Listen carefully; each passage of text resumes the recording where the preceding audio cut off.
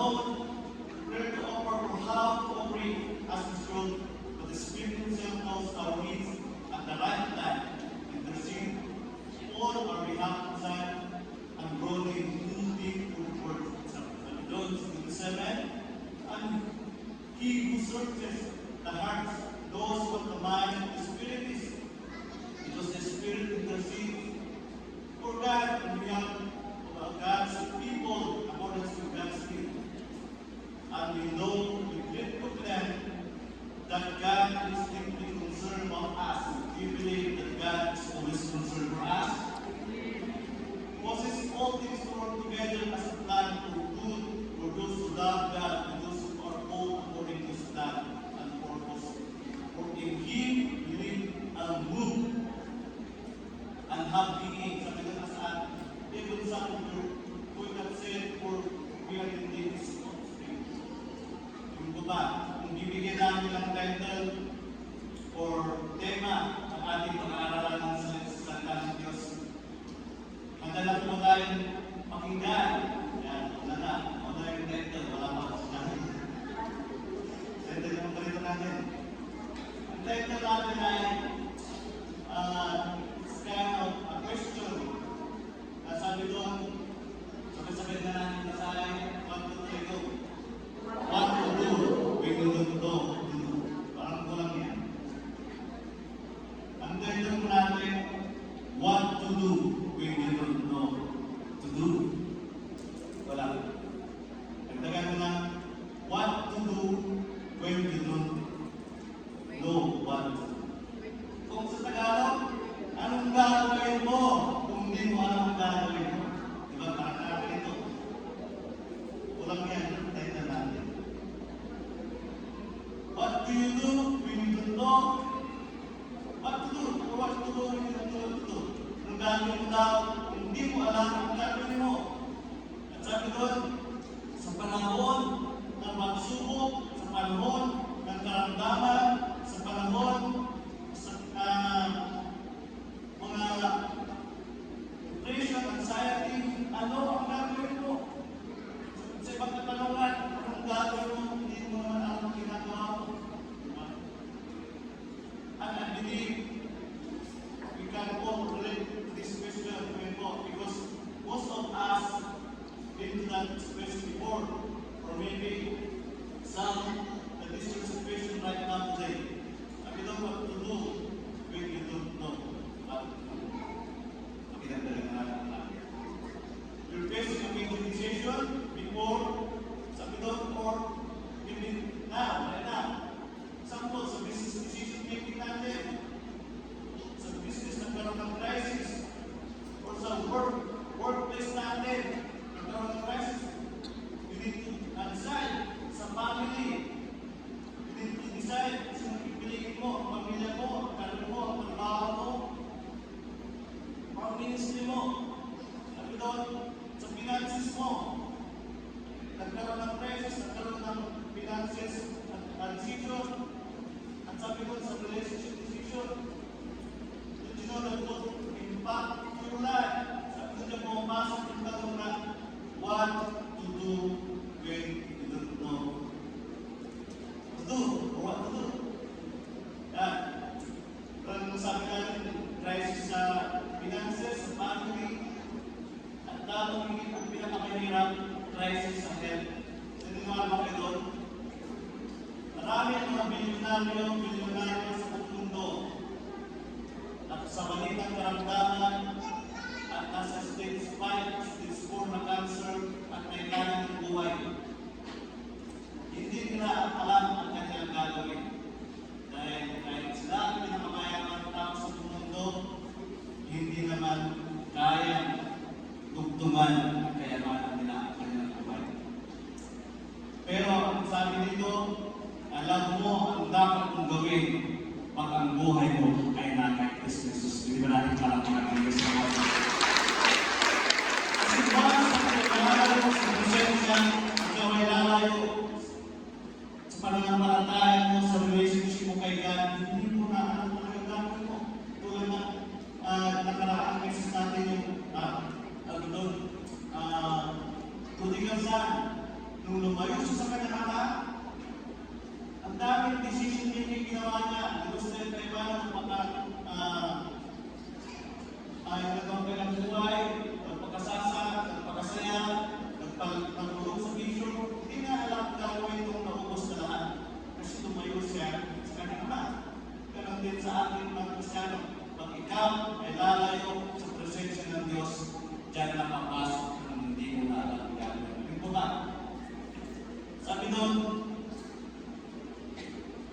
as a Christian, as a believers in Christ, mga natake Lord, mo ba? May personal relationship na natake Lord. Sabi doon, kung born again ka, tanggapin mo yung Kristo at ka lang makaramdam na pagsubok. Anggap mo rin problema ng bilay. Totoo ba yun? Hindi. Ang nakakalungkot isipin at minsan nakakaisip ka, kung tayo na tumanggap ka kay Kristo, kung tayo na binigay mo ng buong buhay mo kay Lord, nag-ministry ka pa nga, naging faithful ka sa pagbibigay, sa ministry, sa vision, active ka. Pero doon naman, binibigyan ng pamilya pagsubok. Tulad ni Job, di ba?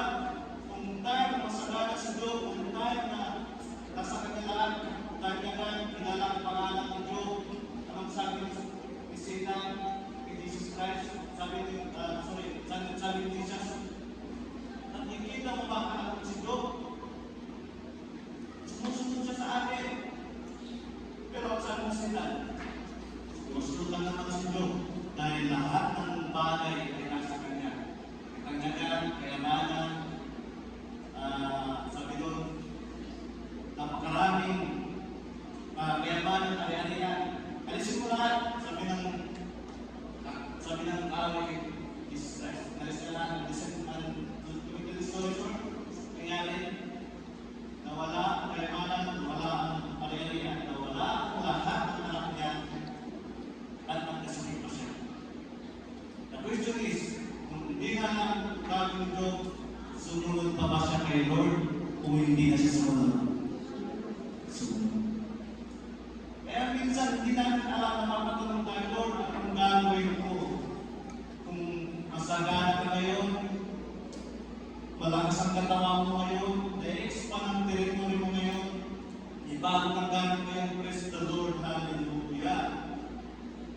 Pero kung nawala yung sakit, nawala yung lupa makakailan, aliwayan mo, aliwana. Diba minsan gano'n, ang tunay na gagawin.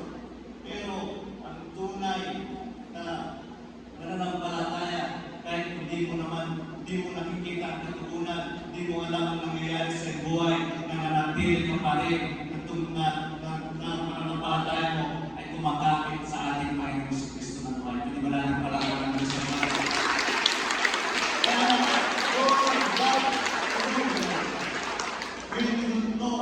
Sabi doon, what to do? Ayan, sabi nga doon, bigyan natin ng points kung gagawin natin bilang mga Kristiyano. First thing we do, if we are in trials or crisis, number one, hindi mo alam gagawin ko, siyempre, pray first. Sabihin natin, pray first. Hindi agad Facebook first, hindi agad YouTube first, hindi agad sabi ko, kapatsa first. Kung hindi mo alam ang gagawin mo, hindi agad sumali, napagsabihin ko ng problema mo, kung hindi mo alam ang gagawin mo, pray first. Ito ba?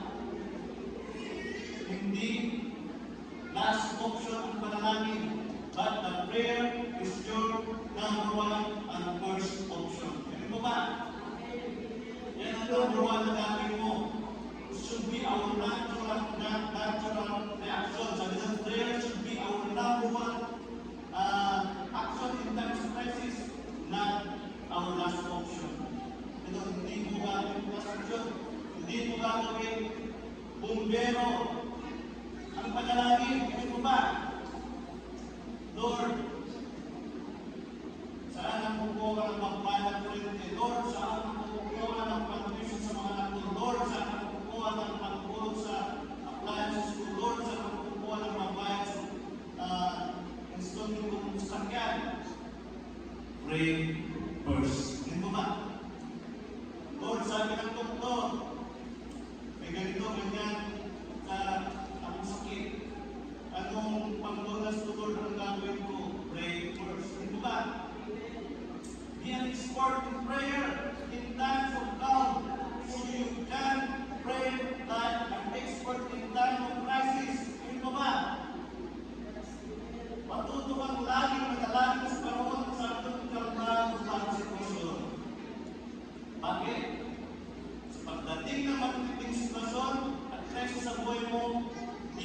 may bigla, lalo ka pang expert sa panalangin. Yun po ba? Gusto niyo po ba yun? Bakit? Kung kalmado ang buhay mo, masagana ka ngayon, malakas ka ngayon, nabibili mo lang ang gusto mo ngayon, napopromote ka ngayon, kilala pa ngayon ang pangalan mo, may titulo ka pa ngayon, mabanjing-banjing lang ang prayer life mo. Bakit? Hindi mo asahan ang pagkakataon na meron panahon na i-request ni Lord ang sitwasyon natin na minsan nasa kalagitnaan ka at minsan nasa baba. Yun po ba? Ang tinutukoy natin dito na expert sa panalangin, yung wait mo kay Lord, ano ang sitwasyon mo, nasa baba ka man, sa gitna, nasa taas ka man, ang panalangin mo ay nanatili araw-araw, everyday of your life. Yun po ba? Hindi nagbabago, hindi yung pagmaayos ka ngayon, praise the Lord, hallelujah. Pag wala kang isasayang mga mamaya, aliwaya Lord, at kapapre. Hindi po ba yun? Hindi. May blessed man, or nagiging man blessing, praise the Lord, hallelujah pa rin. Hindi po ba? Sabi doon, sa matinding pagsubok, ibig sabihin, na-exercise mo na yung faith mo kayo sa pamagitan ng panalangin, hindi mo alam gagawin mo, Lord, mag-pray ka. Ano po ba? Hindi mo ini-exercise yung emotion mo, but you need to exercise your prayer and devotion to God. Amen po? Sabi nga doon, why do you need to exercise? Kaya minsan yung mga bagong Kristiyano, 1 month, 6 months, 1 year na Kristiyano, minsan hindi pa marunong mag-pray. Kaya minsan pag pinag-pray mo ng utal pa, ayaw mo mag-pray sa public. Naniniwala kayo na ilang beses ko na-try ito kung nagtrabaho ka sa munisipyo, at sa purpose, at sa munisipyo kung may birthday, at kung may rakot. At sa akin, Pastor Joseph, mag-pray ka. Di ba mo naging ka? Diba? Ano napapansin natin? Yung may sa workplace mo, sa business mo, kung saan mga nagkakala sa iyo, mag-pray ka. Marunong nila mo, pinagin mo naging mag-pray. Diba? Hindi nila alam na araw-araw, ini-exercise mo, mag-pray, magkipag-usap sa hari ng mga hari ng Panginoon. Palagpakan natin ang gusto mo. Ibig sabihin, sa panahon ng kalmadong sitwasyon, sa panahon ng iyayanin ang sitwasyon ng buhay mo, mas tindig mo pa ang panalangin mo. Ito ba? Kaya nga, kung sa exercise, natalipan din ko ng gym, yan. Tapos, nagtaray ko na din ang bike, jogging. Mayroon tayong pandemic, o maraming saraming establishment. Sinabi ko na ng jogging, kinikinig dyan ko. Diba, pandemic, maraming saraming establishment, resort, mall, pati sa bayan, maraming checkpoint, diba, ng pandemic. Ang hirap ng sitwasyon. At sa sakyan, wala po. Pag mamalingki ka, meron ko bang schedule. At ang time ng pandemic, ano yung also, yung garong, diba? Tapos, bike, also naman yung bike. Pag ako naman, ay galing yung bumili ng bike. Bakit? Siyempre, punta ka ng bayan, punta ka ng ibang lugar, magpabike ka na lang. Kasi nga, wala masyadong sakyan. To make this story short, wala nang warm up. Nag-bike kami, bayan, unang bike namin, bayan ka, Taluyan to Arenas Park, alam mo may Arenas? Ganyan din ako, medyo kaya pa. Pangalawang bike namin, Taluyan to Malski. Pagdating kong sa hospital, kalmas na nila. Paano? Gigisingin ka, gayahin ka, kumabit ka, mag-Malski. Wala nang warm up, wala nang stretching. Pagdating pa lang kumatin,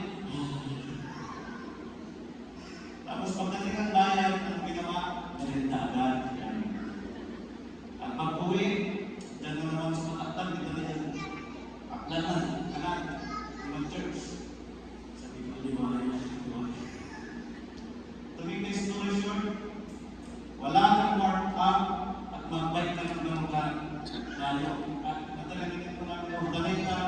villages, ang dami nagpunta tayo. Nung first time, second time, hinga na hinga ako, pero ang tumatagal,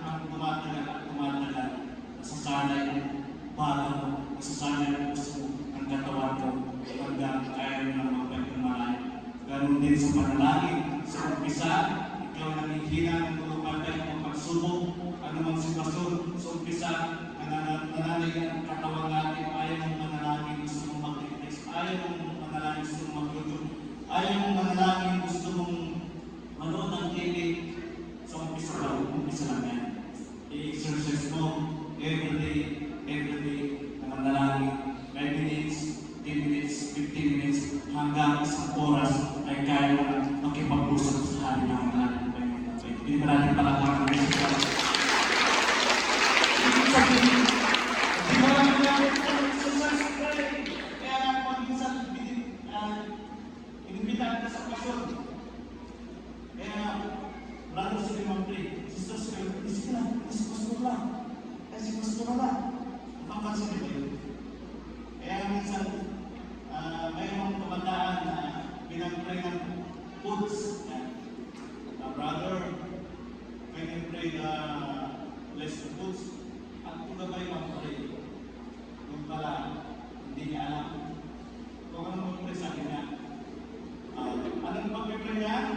Pagkain, ha? Pero nung pinag-pray na siya, Lord, natin, kami po sa daan. Lord, yung mga sakit namin natin mo, brother, pagkain ng computer mo. Saan lang? Ito sabihin, pag in-exercise mo sa private life mo ang panalangin, kaya sa public life mo, kaya mong ipagsigawan ang karangalan, ang kabutihan, ang kapangalian, ang nakabata, ang Diyos sa buwan. Ito ba? Kaya ano na gawin mo? Anong ibig sabihin? Meron tayong every Sunday na nagtipon-tipon, meeting, sama-sama. Binigyan tayo ni Lord ng 7 days, diba? At isang araw ng parang kay Lord, itong Sunday. At meron pa Wednesday. Ano pong tinatawag natin sa Wednesday? Week prayer. Bakit kailangan pa ng week prayer? Eh, meron naman ng Sunday, bakit hindi na lang magkaisahan? Sabi doon, hindi ko maalam. At tinitrain tayo magkakasama, magkakaroon sa Panginoon, manalangin sa prayer meeting. And do you believe ang pinaka-backbone ng church ay panalangin? Hindi ko ba? Kaya maraming mga church bagay, hindi nila alam ang kanilang gagawin, hindi tulong dahil napapabayaan ang panalangin. Hindi ko ba? Kaya nga, noong mga 90s, 80s, alam niyo pa ang prayer meeting? Hindi prayer meeting. Overnight prayer meeting. Hindi po. Yung time na yun, alas 7, alas 8 ng gabi, o mas maaga pa iba, hapon nandito na. Naglalakad na ba yan? Palibot. Pamaralong, dampay, kanan, magsutan. Iba kung may bayan pa. Nasaan? Maglalakad yan, mapuntang tao yan. Hindi prayer meeting. Overnight prayer meeting. Ito ba? Alilakad yan. At merong notisyon sa launa, sintado, pinagtuman yan. Alas 2, pinagtuman yan. Ay, kung ba't kami, hindi kami natutulog sa bahay. Dito kami natutulog. Bakit? Pinagdidinig yung mga, hindi pa ganyan yung kuanon eh. Pinagdidinig pa yung kuanon. Pero dito, overnight prayer meeting. And sad to say, anong prayer meeting natin ngayon? Overnight o half night? Hindi half night pa. Okay. 2 to 3 hours lang ang meeting natin. But sad to say, the most important meeting is prayer meeting. Hindi ba ba? But sad to say, the most neglected meeting is prayer meeting today. Ano ang isipin? Brother, si Kyle mag-share ng prayer meeting. Yan. Ayan. Sister, ikaw mag-share sa prayer meeting. Maaga yan. Pero pag sad to say, hindi ka na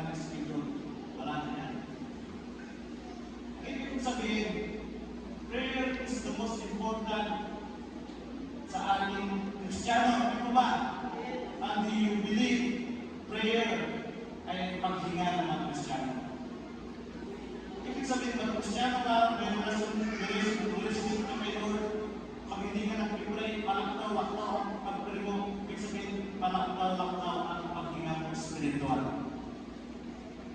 Sabi doon, when we come to the end, sabi doon, of ourselves, we come to the beginning of God, sabi din Billy Graham. Sabi doon, pagramdam mo, nasagad ka na sa buhay, doon pa lang. Hindi mo alam, huwag kang tumigil sa panalangin, kaya ikaw na sa lowest part of your life, dahil hindi mo alam, doon pa lang mag-i-start nakikilos ang Diyos sa buhay mo. Amen po. Sabi doon, na huwag kayo prayer ang mag-ingay mo para sa kasagutan ng lahat ng kapanungan mo. Lord, I don't know what to do. Pag hindi mo alam manalangin, pag ang panalangin na gusto mong makakaroon sa presensya ng Diyos, manalangin ka kasama ang banal na Espiritu. Ano ba? Romans chapter 8, 26-28, binasa natin. In the same way, the Spirit come to us and help us to God in our weakness. Lord, hindi ko alam pag-pray ko, Holy Spirit, guide me. Holy Spirit, use me. Holy Spirit, speak to me. We do not know what prayer to offer or how to offer it as we sold Jordan, but the Spirit Himself, sabi dyan, knows our need. O diba? Lord, I don't know what to pray. I don't know what to do. I don't know what is my decision making. Lord, hindi ko alam anong decide ko. Hindi ko alam anong course ko. Hindi ko alam saan ako mag-a-apply. Hindi ko alam saan ako mag-atrabaho. Hindi ko alam anong business ko. Pray in the Spirit. Diba? Sabi doon, intercede now without sign and groaning. Sabi doon, too deep for the words. Alam ng Holy Spirit ang ating pangailangan sa tamang panahon mo ba? Pray in the Holy Spirit. Sometimes we pray in tongues. We pray to the help the Holy Spirit. Sino po nakatry natin yung nag-pray na umiiyak ka sa prayer mo pero wala namang salita, walang words. Yung murmuring Spirit, yung groaning the Spirit na nag-pray ka. Yung hindi mo alam na nag-pray mo pero umiiyak ka. Sino po nakaranas mo? Mga ganong bagay ang hinahanap para pag-pray tulad ni Hannah, di ba? Nag-pray siya. Walang lumalabas sa umiiyak lang siya. Sabi ni parang gini, kasi kung babae ito. Pero hindi alam siya kasi sa banal na Espiritu. Hindi po ba? Sometimes prayer to God is coming to Him and not knowing what to say. Yeah, sometimes prayer is to say word at all. Like all you know, those times struggle, you just come to the Lord, you just feel with so much doubt, or just like praying to your, sabi doon, sabi doon, and actually you don't know what to say. Holy Spirit, Holy Spirit, sa tulong ng Banal na Espiritu, tinutulungan ng panalangin, sabi doon, like the thing about God, sometimes He doesn't even need to say a word, sometimes I is praying. Ito ba? Kahit ikaw ang pipili, narinig ni Lord God, kahit walang umalos sa mo, pero naiintindihan ni Lord ang laman ng iyong puso. Hindi ba natin palapakan ng Diyos?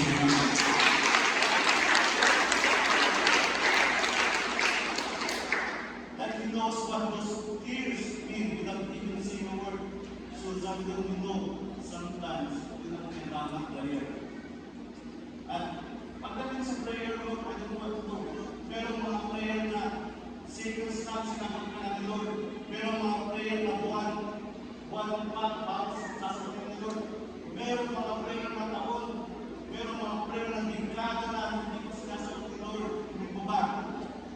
At nakakatuwa isipin, ilang beses ko na tunay yun, Lord, parang nangis kong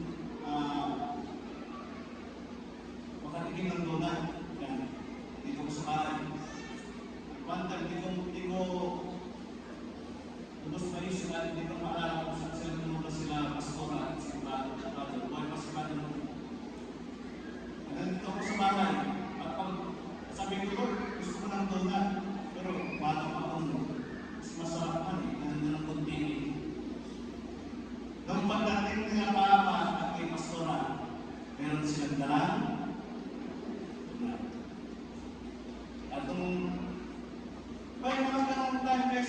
napapasya na lang ako. Sabi ko, nung pagkatapos aking practice ng gabi sa mga kabataan, nung kumakain kami, nag-run out na, nagdidinner kami. At kung hinanip ko yung mga kabataan, run out pa rin pagdating ko dito sa bahay. Sabi ko, paano ko mag-review? Paano ko i-alis yung mga powerpoint ko pa nilalagdag ko at kung may mabawasan? Pumunta ako sa bahay ko sa likod, dahil may sarili ng bahay. Wala palang babahay. Pumunta ako sa bahay ko, sinisipin ko ilang sa sala, umakit ako doon sa second floor. By the way, may pumunta pa nga bahay ko eh. At may nandiyan na rin talaga. Ibig kong sabihin, yun nga, lesson learned. Nung uupo na ako doon sa usupan, sa bakong kasi nag-relate yung mga walang physics. Bago ako po ang ginawa ko, pinindit ko yung sistan, ilan. Lord, salamat, pagkakailo na. Pinindit ko, pagkaupo ko, 1, 2, 3, 4, 5, may ilaw na. Nagkataon mo ba yun? O hindi? Prayer is the most powerful tools of every Christian. Hindi ba natin palakpakan ang Christian? Kaya, nag-save sila. Kaya nagkikala, kung sabi nyo, mga karanggalan siguro, tinturo, ang Lord ang gusto natin. Ito ba? Ito ang sabi ni Lester Sumrall,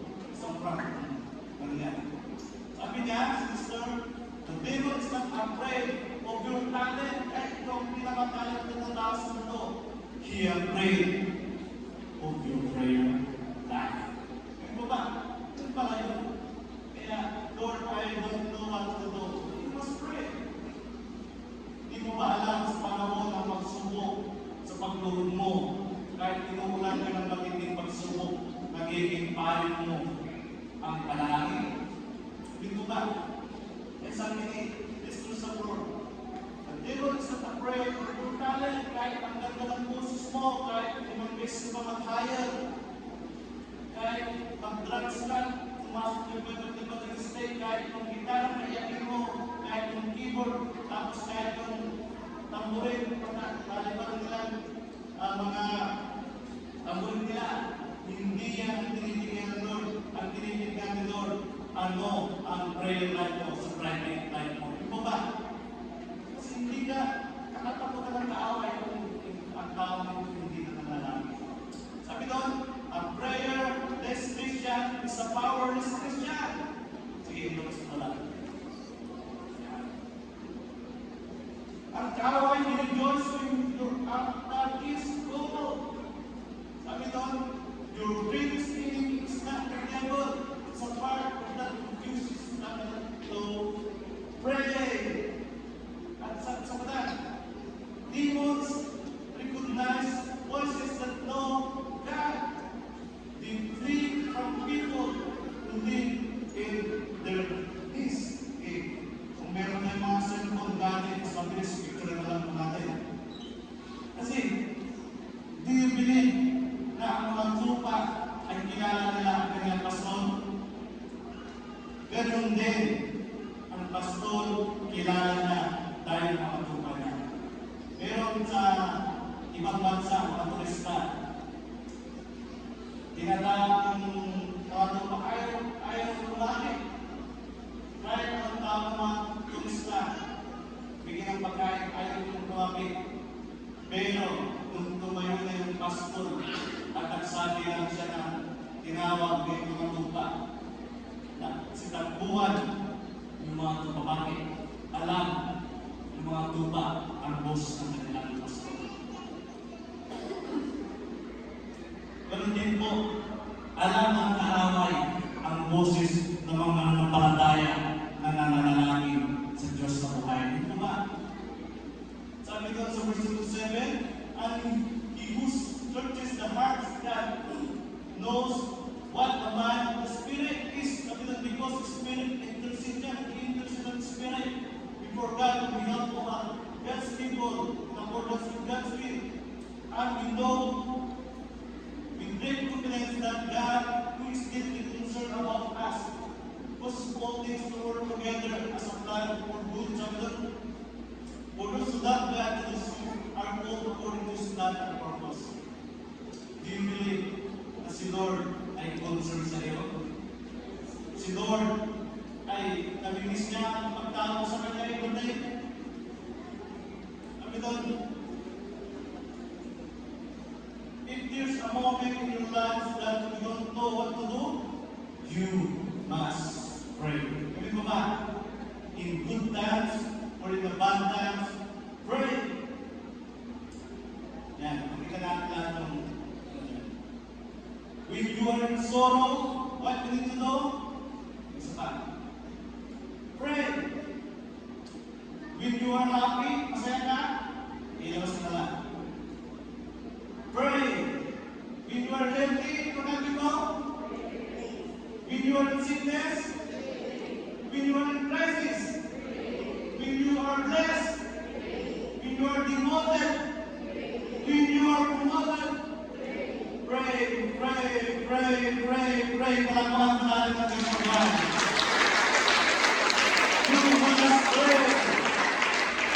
Ibig sabihin, all kinds of situation, lahat ng panahon ng sitwasyon mo, you must pray. Why do you need to pray? Hindi ka tumingin, huwag kang tumingin hanggang hindi pa walang nangyayari. Yung ba, ang gagawin natin, while you are praying, you need to push. Itulak mo. Ano ba yung tutulak? Yan. Pray until someday happen. Hindi yung sa lahat ng nangyayari. Ano? Alam niyo ba, mas gusto ni Lord na pinupulit mo siya sa pamagitan ng panalangin. Pray until something happen. Because when you pray in the Spirit, you are given assurance that God knows you. Kilala ka nito. Kilala ka ng Ama mo sa langit. He knows your need. He knows what is the best for you. Kaya we really need to pray through the power of the Holy Spirit. Jeremiah 11:13. Kadalasan ang pag-favorite verse lang natin ay 10:11. Pero yung pinag minsan nakakita natin. For I know the plans I have for declares the Lord. That's the prosper you. At ang harm you.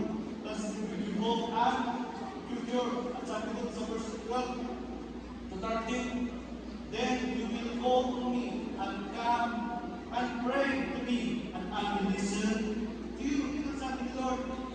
At 13, you will seek me and find me when you seek me with all your heart. Kaya Lord, bakit hindi mo pinapakinggan ang panalangin ko, hindi ko nalang ko. Pray in the Spirit, at the same time, pray with all your heart. Ano ko ba?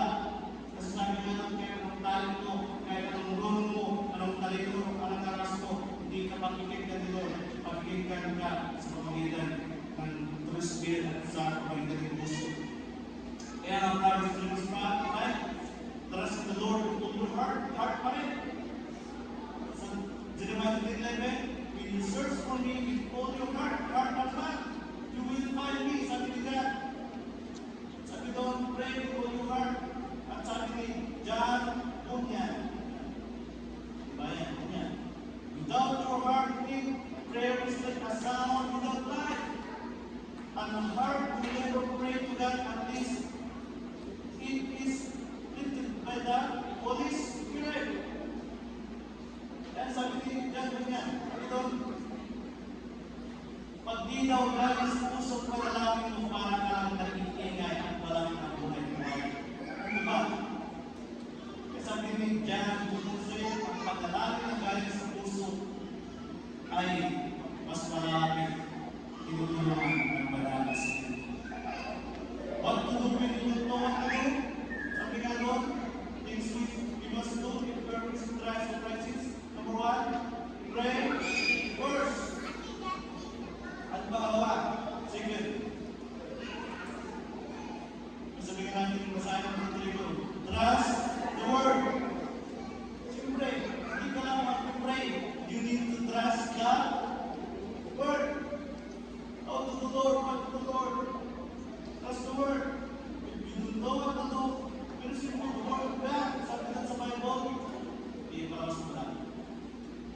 ma-establish nilang mga notes. Kahit parang natin na mabanggit ko, sabi doon, the Bible, Word of God, is a basic instruction before leaving the earth. Kaya minsan, very basic na lang instruction ni Lord. Binigyan tayo ng Papa, ang Word of God, kung saan tayo matungo. Ang sabi sa salita ng Diyos, ang sabi ng mundo, sumunod ka sa akin, sabi ng mundo, pasok sa kalayan ng kita, itatanda kita doon na mag-celebrity. Pero, in the end, hindi nila alam kung saan sila matungo. Kaya, kapamagan, but the Bible says, the basic instruction before leaving the earth, sabi ko sa John 14:6, sabi doon, I am the way, the truth, and the life, sabi doon, Jesus Christ. At sabi doon sa Joshua chapter 1, verse 8 to 9, sabi ni Joshua, keep this book of the law always on your lips, and take note, meditate on it day and so that you may be more careful to do everything regularly, then you will be prosperous and successful. Diba? We will know what to do. Trust the Word of God. Trust the promises of God. Napakarami yan sa salita ng Diyos. Hindi mo lang binabasa araw-araw. First time, have I not commanded you? Strong, courageous, do not be afraid. Do not be discouraged, for the Lord your God will be with you wherever you go. Lord, I don't know what to do. Lord, I don't know where to go. Sabi doon, God will be with you. Kaya ito mga promise of God, trust the promise of God, the word of God. Verse 8, ay sa Tagalog, huwag mong kayo basahin ng aklat, ito sabi doon, ang utusan ito, pagkulay-kulayan mo iyon araw-araw, gabi. Upang matupad mo ang lahat ng doon, sa ganun magiging masalamat, magpagpumpay at ipamuhay. Tandaan mo ang bilang ko, magpakatagdag ka sa Panginoon, huwag kang matakot kung mawala ng pag-asa. Sapagkat, take note, sapagkat akong siya ay ang sabigat ng Diyos, kasama mo saan ka man magpunta. Hindi ko ba? Okay, decision making, career, work, business. Dapat kasama ng story. Then, marami sa dyan, marami sa 3-5-8, ito mga salita ng Diyos. Trust the Lord with all your heart, and let all your understanding, verse 6, in all your ways, at sabi that, submit to Him. And He will make your path straight. Hindi mo alam namin mo, sa word of God tayo, parating meron din ang direction, verse 7 to 8, do not be wise in your own eyes, fear the Lord, until evil, sa pagkakasisyon, depart from evil. Sabi ko sa verse 8, this will bring health to your body and nourishment to your bone. You know what this passage tells us? Ano sinasabi ng mga pinasamahan ng salita ng Diyos, yung mga pwede natin nagkawalaan. Titignan natin, meron tayong clear na directly natituro ang mga verses na ito, ang mga salita ng Diyos. When we don't know what to do. Hindi ko ba? Ang tuloy ng salita ng Diyos sa ating daily life, ginagayat tayo ng salita ng Diyos. The Word of God, na maraming tao, sabi doon maraming mga tao may katanungan sa kanyang buhay, maraming tao may katanungan balik, walang kasagutan. Pero unahin mong basahin at pagbulit-bulayan daw ang salita ng Diyos, araw at gabi, at igagayat ka sa tamang pamumuhay. Ito ba? Hindi lang yun, sabi mo kay Lord, Lord, wala na akong matapos Lord. Pero hindi ko na lang gagawin ko. Ang sabi ni Lord sa Exodus 14, verse 14, sabi Lord, hindi yan ito. That's not true. You are not alone. Ang sabi ni Francis ni Lord, the Lord will fight for you. You need to be still. Sa Tagalog, Lord, wala akong magpe. Sabi ni Lord, relax ka. Ipagtahan mo kayo ni Yahweh. Pumanatag lamang kayo. Sino naniniwala na sa lahat ng araw mo sa buhay, kasama mo ang hari ng mga hari, Panginoon ng mga Panginoon.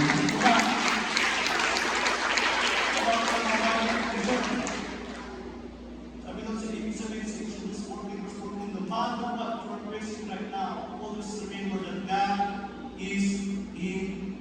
mo. Ibig ko ba? Sabi doon, He leading you through every challenge, every hardship, every battle. Sabi doon, and you do not fight alone.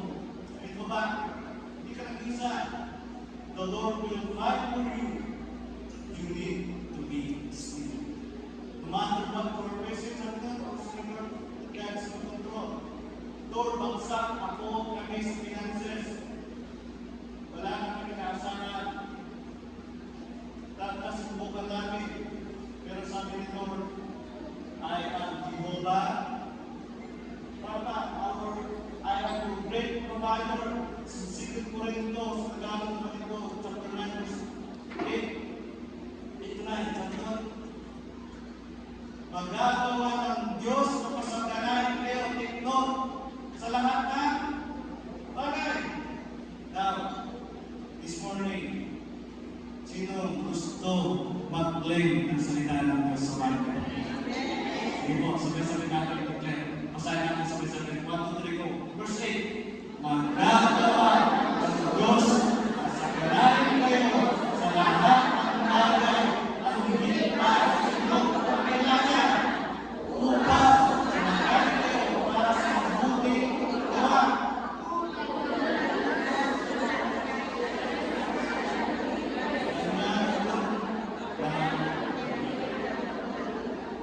Kaya minsan, hindi mo alam ang gagawin mo dahil nakatabunan ka ng negatibong isipan.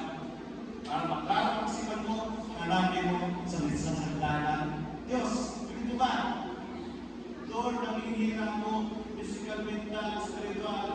Sabi ni Lord sa Philippians chapter 4:13, marami ng verse ito, I can do all things through for strengthen me.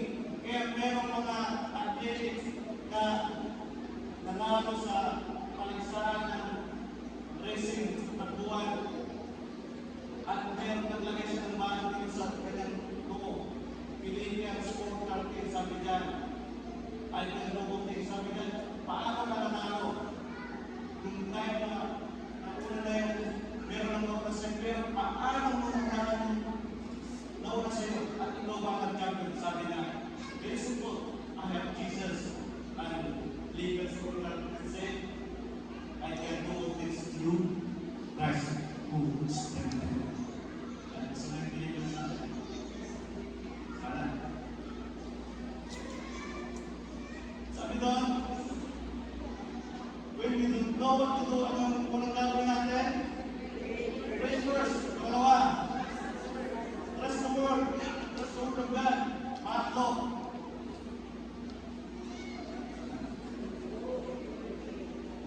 sabi namin po natin, ang tuloy ko. Kumilos, gumalaw, umaksyon, umamante. Ibig sabihin, kumilos lang, papante. Walang nananalo. Kumikilos ng patlas, parating amante ito ba? Kaya sa timahan, meron sa baguhan, binigyan ng banner, sabi niya, ang gagawin mo lang, ang binigay na kuman sa kanya, ang kanyang leader, abante. No matter what happened, abante, abante. Pero sa karakter ng laban, unti-unti na nalalagasan nasa front row ng mga soldier. Pero ang nasa isip ng tagadala ng bandera, anong kuman sa kanya? Abante lang. Hanggang sa umabante, umbante siya at may history short, nagtagumpay sila. Kung wala yung bandera na nagabante at nagbigay ng lakas sa mga sundalo, hindi sila nanalo. Ibig sabihin, lahat ng pananampalataya ay dapat kong kumilos, kumalaw. Ito ba? Uncertainty, uncertainty shall drive us to walk by faith, going with God, walking with us, with God's direct our step. Alam mo ba kung ikaw ay gumagalaw? Pabante, kung ikaw ay gumagalaw sa pananampalataya, ang Diyos ay mas bagong gagalaw sa lahat ng kailangan mo. What will you do, Lord?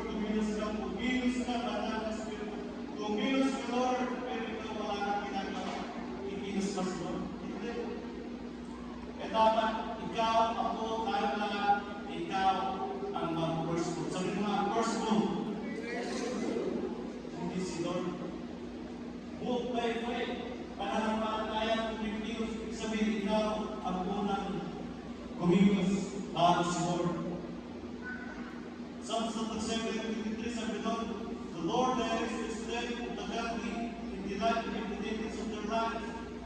Ang gabay ng tao sa kanyang paglakad ay itong si Yahweh.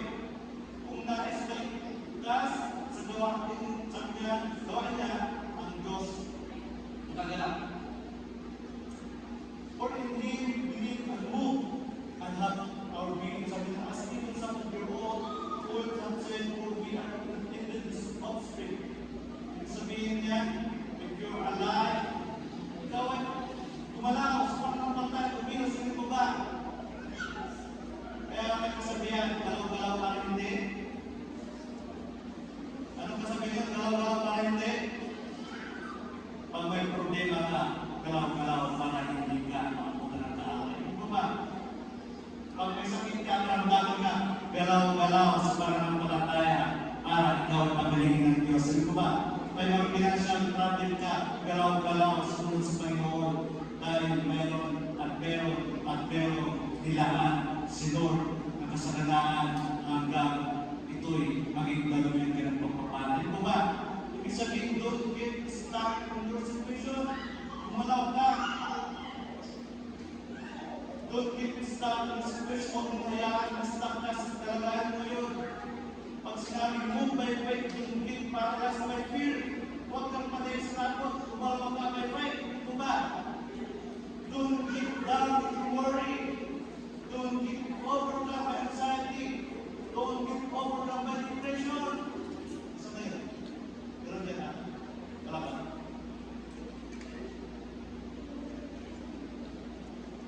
Mas wala. Pagmuli tayo.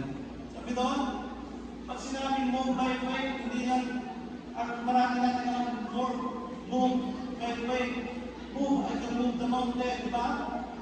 Pero ito palang kalkulay na tinutupilong move by faith. Pag sinabing move by faith, don't get stuck in your, don't get paralyzed by fear. Sabi doon, don't get down with worry.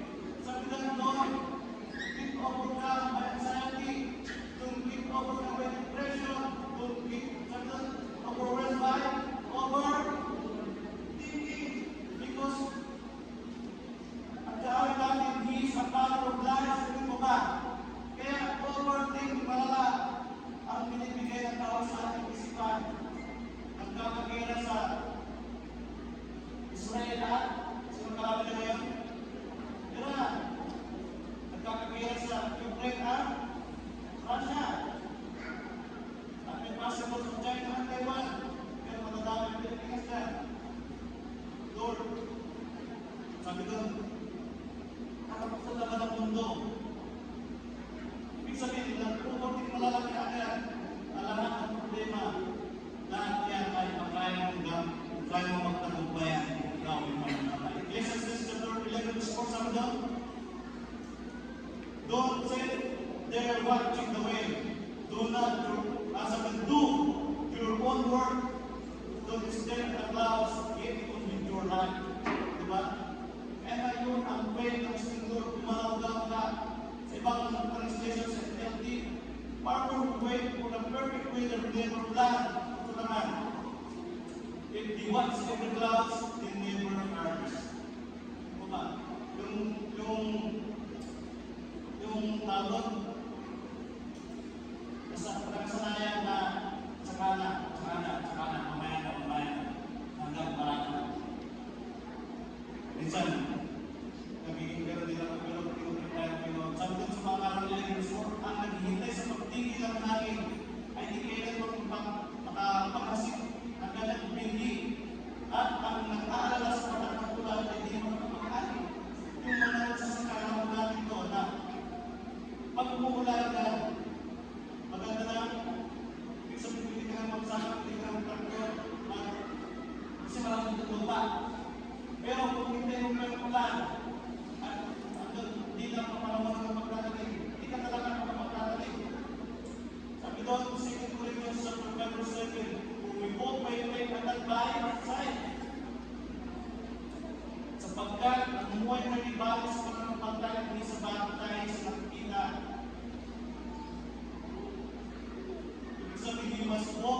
faith, not in our feelings. We must walk with daily devotion, not just your own emotion.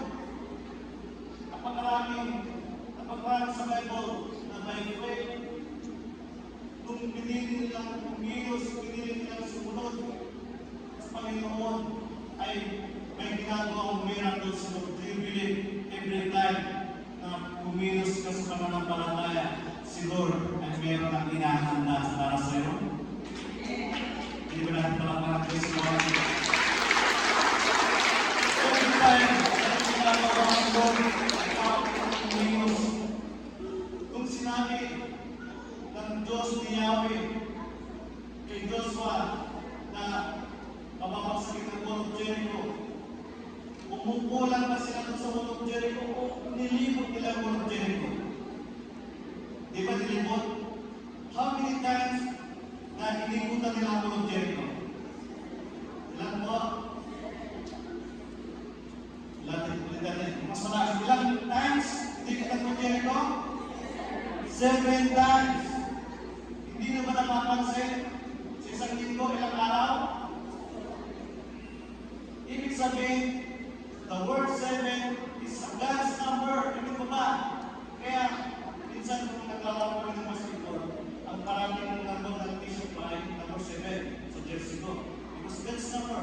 Okay, 12. Because 12 excites us. At alam niyo naman yung number ng kawan. Number 6. Ganun ba? Kaya minsan, at kung time, the 7 times, ilang beses na maglilikutan yung wall of Jericho. Diba? Ibig sabihin, kung sumunod sila kay Lord, naikutan nila ang wall of Jericho. And 7 times, sabi ni Yahweh, sumigaw kayo ng puhod lakas. Pagpuri kayo ng puhod lakas. At anong nangyari sa wall of Jericho? Bumagsak ang wall of Jericho. So maaari ito, gusto mo ba bumagsak ang sakit ng karamdaman mo? Binigyan ka ng dami ng doktor, binigyan ka ng inumin ng napakarami, pero maintenance ay kailangan mo maintenance. Pero hindi ko sabihin, gusto mo ba umayos ang physical mo?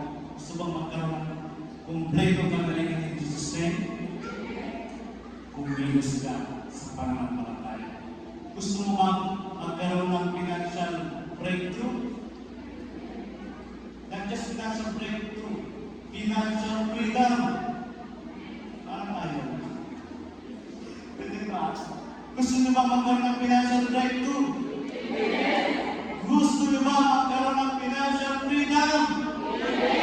In the last day of your life, sabi doon, the rest of your life is the best of your life. Itiklara mo yan every day of your life. Lord, the rest of my life is the best of my life. Ulitin natin, sigaw natin ng 7 times. Kung may pananampalataya. Number 1, 1, 2, 3, go. The rest of my life is the best of my life. The rest of my life is the best of my life. The rest of my life is the best of my life. The rest of my life is the best of my life. The rest of my life is the best of my life. Amen. The rest of my life is the best of my life. Lastly, the rest of my life is the best of my life.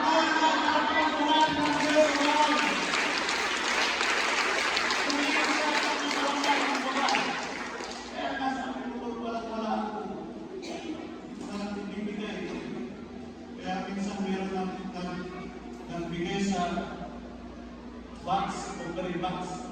Bigay na. Meron pa kasi yung papel na 10 piso na. Ako talaga mo ba yung papel na 10 piso?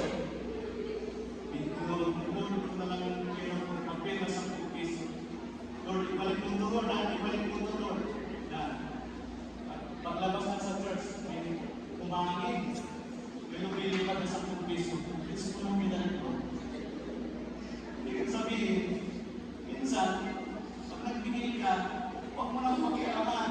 Dahil si Lord, ang pinagbigay mo hindi makakulugan. Kaya nga, kung gusto mong maging financial freedom, kung ba pupunta ka natin pupunta, ibalik niyo magawa. Kaya ng digit. Ilang digit mo 1,000? or DJ mo, magandang naman sa kaya, pangit na. Magandang naman sa batos, tumay, pangit sa sentro. Pangit yung labanan, bosa mo. Ibig sabihin, kaya totoo yung nangyari sa akin. Every time pumunta ako sa SM Rosales, yan. At kung dumadaan sa masandaan, hindi ko naglalagay sa muli. Para makapal na, hindi ko na alam kung atak na. Parang kung sinusukat yun, kasi sa akin. Pero, 999 pesos. Kulang sa piso ha, sakit. Tapos, sinukat mo naman ito. Nakikita rin sa matas na. Nakikita mo kayo, sinukat mo naman, pero kung gusto mo yun, parang sinusukat mo doon. Pangit kasi hindi kaya ng budget. And then, declare ko doon, yung mga sinusukat ko doon, masusunod ko din yun. Ang dumating yung May 14. May 14? Sa maniwala ko sa hindi, yung santa na sinukat ko at itong sapat. Pero itong sapat sa tinataan, yung santa na sinukat ko, yun ang regalo ko ng pagpapit. Hindi ba natin makakalaman sa akin? Ang ganda ko ba yun? Pero yung sinama ako ng mga kabataan sa mga pastor, isugat ko ba yung sandala, isugat ko sa patos. Ibigay kay Pato kasi. Kailangan ko siguro. Isugat ko yung sandal kasi at nung time na yun, pabalik-balik ko doon sa ako. Hindi mo pala alam kung hindi ka magre-reklamo at manatili kang positibo, yung parang pinapadalanan, binabawa ng Panginoon at hanggang pinagawa. Hindi mo ba sa aking mga kaya? Hindi mo ba? Kaya sa mga ganito, kilos-kilos, sa dramisang ang abiti ko, sabi niya, kahit hindi kami iligtas ng aming Jesus sinasapa, hindi kami yuyukot dyan sa nagluto na yan. Ano nangyari sa kanila sa dramisang ang abiti ko? Sila ay naligtas ng Diyos. Sabi ng kamatayan, sa diyan ng kamatayan, yung nanghagi sa kanila sa buo na civil life na pinainit ay namatay. Pero sila ay naglalakad. Ibig sabihin, kahit anong hardship, anong crisis na pinagdaraanan mo, kaya mong umambag, kaya mong sumayaw, dahil kasama mo ang Panginoon, anumang sitwasyon ang Panginoon. When God starts to move in faith, God will protect you and your family and your business and your career and your study and your life and ano ba? When you start moving, God will make a way. Will seem to be no. At yan na. Sabi doon, si San Ganda, will make a miracle. Promise me, light in the darkness. Sige po, sabihin mo ako. You are, will make a miracle. You promise me, light in the darkness. My God, that is who you are. That is who you are. That is who you are.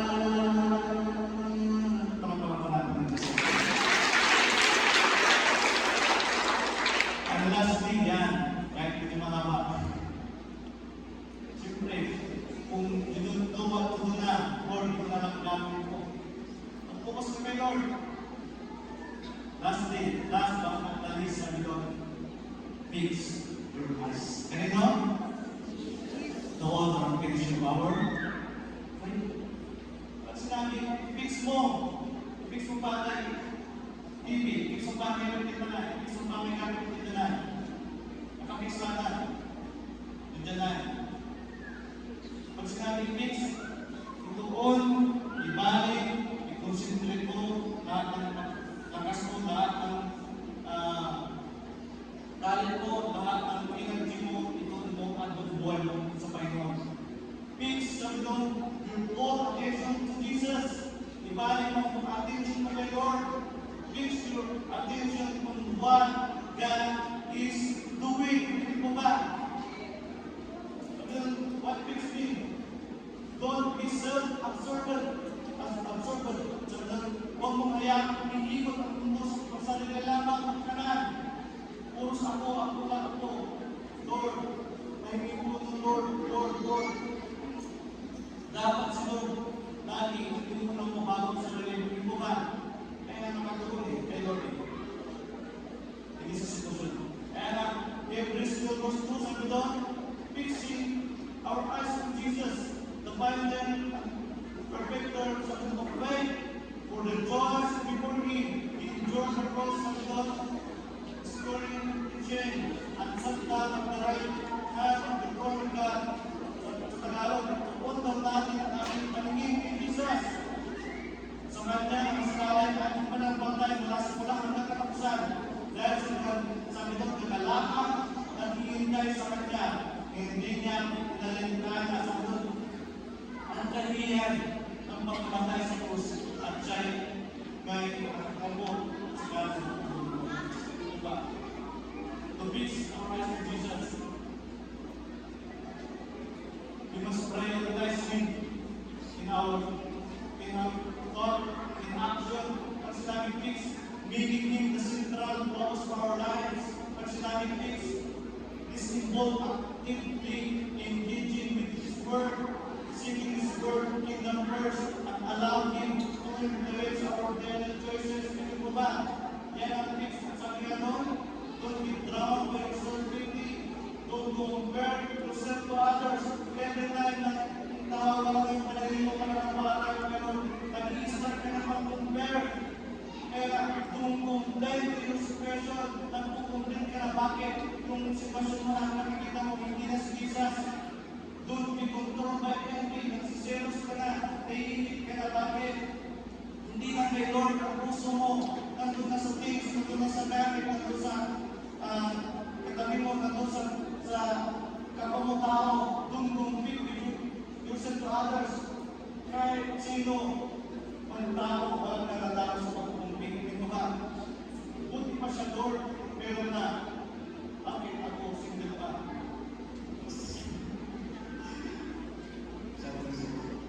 Lord, buti siya pa siya, may followers na. Pumili ka na lang ako ng din. Lord, buti pa siya. May tricycle, may tractor na, may piling na. May bakay na. Bakit? Saan di ba nakatingin? Material na bagay. Ang unang mong tignan, ang nag-provide, ang nagbibigay ng miracle, himala, i-provide ng kabuhay ng una. Panapalan po natin ang gusto. Hindi ibig sabihin wala ka. Kapag ka wala ka yan, hindi ibig sabihin, hindi ka naman ang Lord. Aanin mo ang kayaman ng mundo kung napahapon mo kayo. Aanin mo ang magandang mga kasama kung ilalagay ka sa ministry. Kaya sa mga kataan, sabi ko, buhay na natin ang magiging estudyant. At doon ko ba merong binalik, at merong ibabalik pa, at merong idaragdag pa. Hindi mo ba? Kaya, kung makabalik ka dyan, kung nandyan ka na, matagal na, matagal ka na, kaya buhay mo na, magiging kay Lord, hindi mo ba? Make sure Christ in Jesus, Lord, make sure to faith. Kung yan, ang material sa wala ka pa, focus pa rin kay Lord, hindi mo ba? Dahil si Lord, ang nakakaalam kung kailan niya dapat ibigay. May mga sitwasyon na hindi niya binibigay, may mga provision and blessing na hindi niya binibigay dahil alam niya na hindi mo pa kaya i-handle. Sample, pero humihingi ng Ford Ranger na sasakyan. Pero hindi niya alam ang drive. Pero humihingi ng, sabi doon, meron siyang gusto niya magkaroon ng sariling bahay, pero wala pa siyang lupa. Mga ganong pagbagay. Gusto niya magkatrabaho na pero hindi pa siya tapos sa pera. Ibig sabihin, meron pag-inaayos siguro sa buhay mo pag manatili ka lang, pag-fix your eyes to Jesus. Lord, I don't want to fix your eyes to Jesus. Pray first, trust the Word, move by faith, and lastly, fix your eyes to Jesus. Still, sabi nga ito, wala God is going on at Lago Mountain in the right time, in the right situation, in the right person. Di ba ba? Glory to God. Kung may lugar na ako. Sige, palagpuan mo natin ang Diyos sa buhay. Every time you go want to get the ocean's rise and thunderstorm, something on the storm with you.